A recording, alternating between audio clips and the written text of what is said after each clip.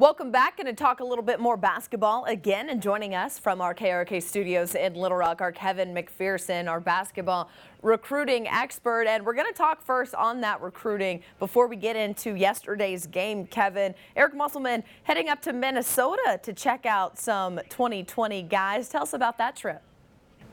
Little Tuesday night surprise, Eric Musselman and assistant coach Clay Moser. Both have spent a lot of time. Moser's a native of Minnesota. Of course, Musselman's lived there as well, and they went up there to see several prospects. 2020, Kerwin Walton, a 6'4" shooting guard. Arkansas offered him back in the summer. They went to see and visit him multiple times, both in September and October. He's still on their radar, and he had a big game, 29 points, 13 rebounds for Kerwin Walton.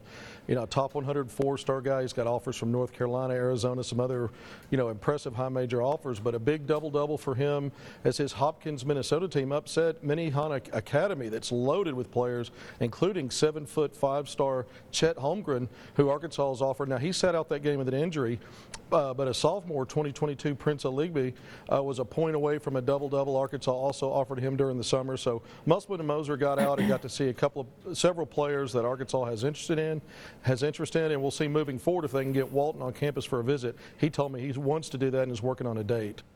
Well, that's good to hear. Now, there was a big showdown on Friday night that you got to see in person between 2020 commit for Arkansas, Jaylyn Williams, and then a guy, Chris Moore, who Arkansas offered but signed recently with Auburn. What was it like to see them two go head-to-head in person? Well, you're talking about two frontline players that were highly coveted. And Jaylyn Williams, he recently made a statement in another tournament with a 33-point, 11-rebound performance against a 5-star that signed with North Carolina, Walker Kessler. Going up against Chris Moore is no easy day at the office. Chris Moore is a strongly built 6'6" forward. Last year in this same matchup in Conway during a holiday tournament, West Memphis came out better. This time, Jaylyn Williams had a huge double-double, 19 points, 17 rebounds, 4 blocks, 4 assists, 3 steals. This guy is so versatile. This is why he stuffs a stat sheet, and he does it in so many ways. But this time, Fort Smith Northside, the Grizzlies came out on top, 54-52 in overtime.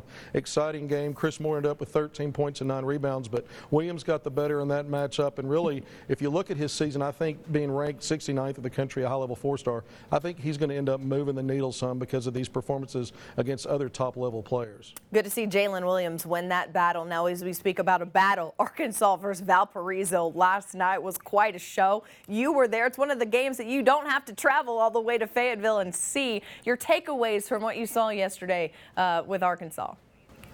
Well, really the big takeaway for me is Isiah Joe. Here's a guy that led the team with 21 points, but he scored 18 of those in the second half. This became another one of those grind-it defensive games. Points were hard to come by. Both teams were really good defensively. Physical game. It got chippy. 42 fouls, 42 free throws, and a couple of those were technicals.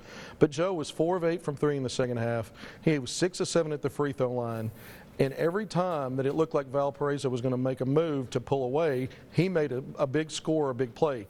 The play that got him over the hump was a minute and a half left. He gets a steal, presses the defense in transition, gets to the mid-post, passes out for the first of 2 big three-pointers by Mason Jones. That tied the game. And with that crowd and that energy, in Arkansas, that was the play that got him over the hump, I thought, because now you're talking about a tie game with a minute left, and Arkansas was able to turn around and really finish up an 8-0 run to put the game away 70-65. But I thought Isiah Joe's play was outstanding, not only throughout the second half, but in that crucial moment for Arkansas to turn the tide. He's such a big weapon for the Hogs, absolutely. I was impressed with what I saw, what I heard on Twitter from the crowd. Kevin, you were there in person. How impressed were you with the turnout last night?